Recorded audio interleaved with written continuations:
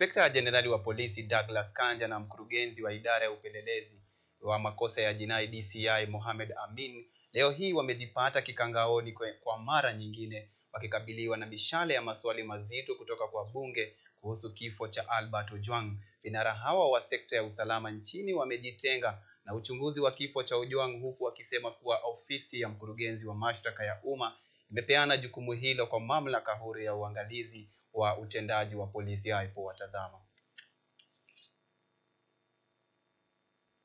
Vinara wa juu katika sekta ya usalama nchini wakiwemo Inspekta Jenerali wa polisi Douglas Kanja na mkurugenzi wa idara ya upelelezi nchini Ibrahim Amin wamejipata motoni walipofika mbele ya bunge la taifa leo hii kujibu maswali yanayozunguka kifo cha Albert Ojwang.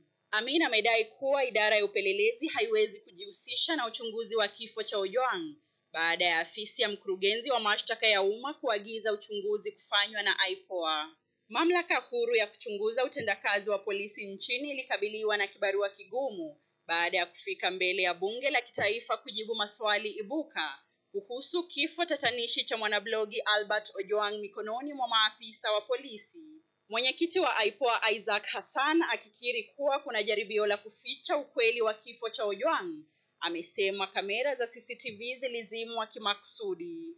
Hassan akielezea kamati ya usalama ya bunge la kitaifa hatua za kisheria ambazo zimechukuliwa na mamlaka hiyo kuhakikisha familia ya Albert Ojwang inapata haki. Amesema kuwa jumla ya watu 23 wamehojiwa, ikiwemo maafisa 5 wa polisi waliomkamata Ojwang.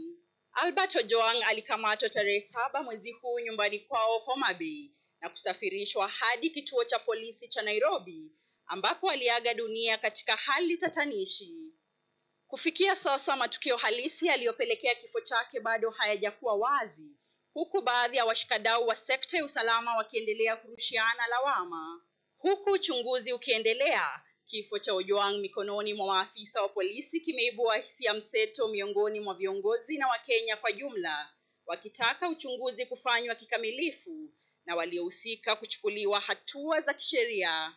Magdalene Kanini, Runinga ya KU.